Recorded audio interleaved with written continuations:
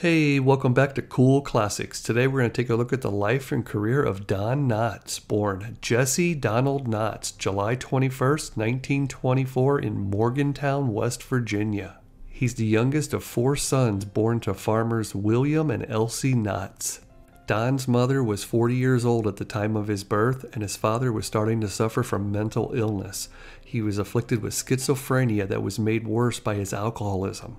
Sometimes he would actually terrorize Don and the other siblings with a knife. This caused Don to turn very inward at an early age, and therefore he was always really quiet. Now, when Don was 13 years old, his father died of pneumonia, and his mother had to raise them alone, so she turned the home into a boarding house and took in tenants. He says that after a couple of years, things started to settle down with the family as they found their footing, and this helped him relax and become more outgoing. He was very active in his church and taking parts in little plays there, and this led him to develop a ventriloquist act, and he went ahead and used that in high school to perform. After graduating high school, he traveled to New York City for the summer, and he spent the time going around performing as a stand-up comedian and ventriloquist act. He really wanted to break into show business, but he found it very difficult, and this just wasn't the time for him. So he moved back home and enrolled at the University of West Virginia. Since he was enrolled in college at the time, this made him ineligible to be drafted into the service during World War II. But Don wanted to go, so after completing his freshman year, he went down and joined the U.S. Army on June 21st, 1943. Now, while serving in the military, he realized that there definitely was a need for entertainment for the troops, and whenever a show would come through, he would always go up and do a few minutes of stand-up comedy routine. This led him to being picked to be part of a show called Stars and Gripes, which allowed him to eventually tour around the Pacific Islands entertaining all the GIs. He said that one day the variety show was performing on board a ship, and he was up there doing his ventriloquist act, and he uses a dummy he calls Danny.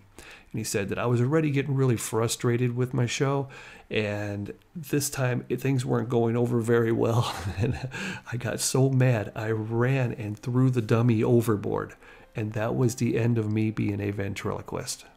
In January of 1946, his unit was demobilized and he was honorably discharged with the rank of Technician Grade 5, which is now the equivalent of a corporal. He was awarded with the World War II Victory Medal, the Philippine Liberation Medal, the Asiatic Pacific Campaign Medal with 4 Bronze Service Stars, the Army Good Conduct Medal, and my favorite, Marksman Badge with an M1 carbine. See, he can shoot a gun. Now, after his time in the service, he returned to West Virginia University, and he married Catherine Metz in 1947. And then, in 1948, he graduated, and the two of them moved to New York City. At first, he really didn't know how to break into show business, so he started to perform stand-up comedy at all the local clubs. This is where he would run into other members of the Special Service Branch that were also trying to break into the business, and they would invite him along on a casting call or give him a heads up about a part that's coming up. And so him and one of the friends went and tried out at a radio station for a Western called Bobby Benson and the B-Bar B-Riders. Now, that was kind of hard to say there. And he got the part of the wisecracking know-it-all character called Windy Wales, and it became sort of a hit around their area, and this led to him getting more radio gigs. But eventually, he got his first major break on television in a soap opera called Search for Tomorrow, where he appeared there from 1953 to 1955. Then in 1956, he got his big break. He was on the Steve Allen Variety Show, and they started this new thing called Man in the Street, where they did like fake interviews with people, and they went to him, and he played an extremely nervous man, you know, the typical Don Knotts character, right? And it was such a huge hit that they had to do it like every time, and it was always him. So he got real popular there, and this opened even more doors. It's on doorknobs and everything. Now let's see here. Here's our next man in the street. What is your name, sir? Well, my name is Robert Petroli. I'm from Chicago, and I'm a brain surgeon. Sir, are you a little nervous? No. Good. That's great stuff there.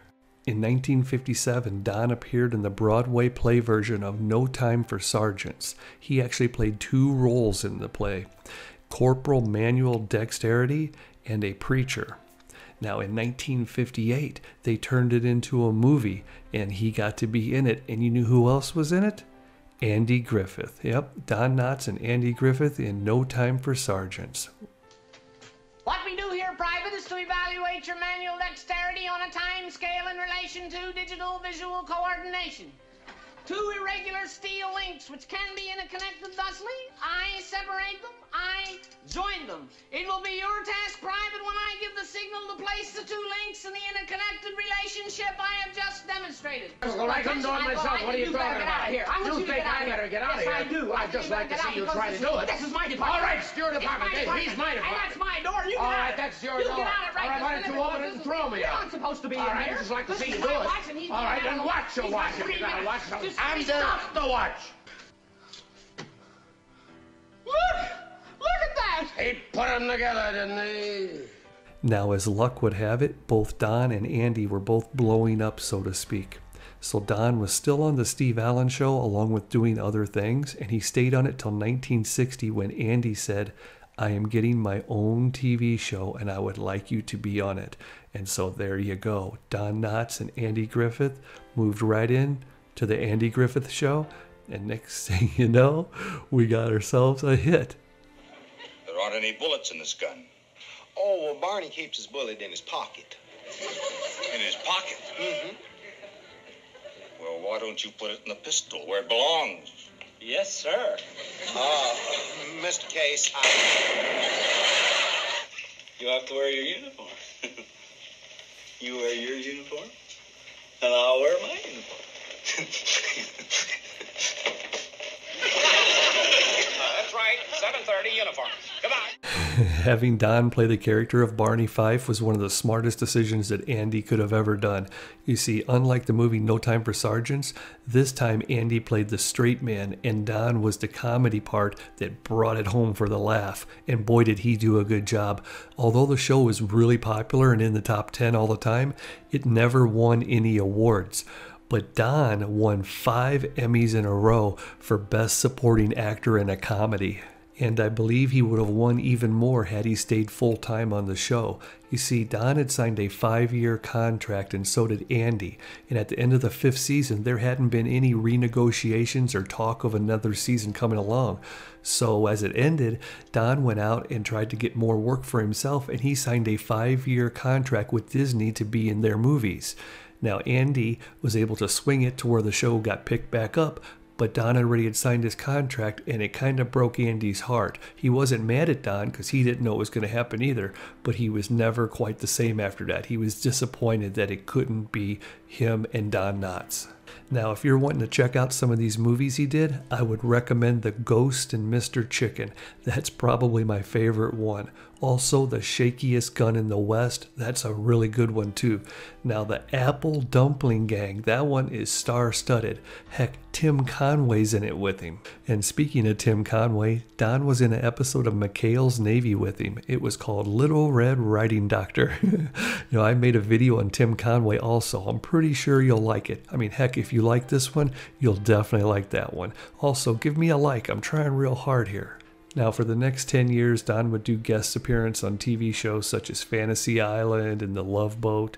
He would also appear in movies like Cannonball Run 2 and Herbie Goes to Monte Carlo. But then in 1979, he got the role of Ralph Furley on the new show called Three's Company.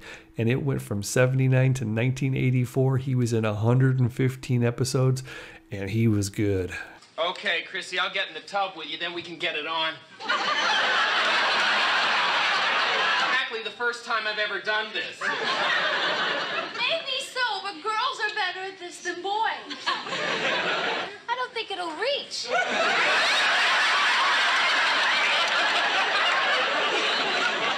Of course not. You've got to unfold it first. Good old Mr. Furley, always sneaking around. Now, Don said that the entire cast of Three's Company treated him with so much respect. They got along great, and they would always just joke and laugh and go out to dinner and hang out. He said he loved every minute of it. Now, when John Ritter passed away, Don was out of town, so he hopped a plane, and he said that he cried the entire flight back. He was just in shock. He wanted to get back as soon as he could so that he could lend support for the family. He loved John Ritter. Now, after Three's Company, Don didn't appear on a whole lot of shows until 1988 when he joined the cast of Matlock, his old friend Andy Griffith's new show. He appeared in 17 episodes. Then after that, he mainly just stuck to voice-over work for kids shows and video games. Now, sadly, on February 24th, 2006, at the age of 81, Don passed away in Los Angeles, California from complications of pneumonia related to lung cancer. He's buried at Westwood Memorial Park in Los Angeles, and there's a statue honoring him in front of the Metropolitan Theater on High Street in his hometown of Morgantown, West Virginia. His daughter, Karen Knotts, is an actress and a stand-up comedian. Go ahead and follow her on social media. She has a lot of great stories to tell about her father. Don was one of my all-time favorites. He brought me and my father so many laughs over the years. If you enjoyed this video, please subscribe and hit like, or click one of the cards above. I have a video on Goober Pile that I think you'll like. Also, all of the Beverly Hillbillies cast, Hogan's Heroes, Gilligan's Island. I'm trying hard here. Cool classics. I love all these shows.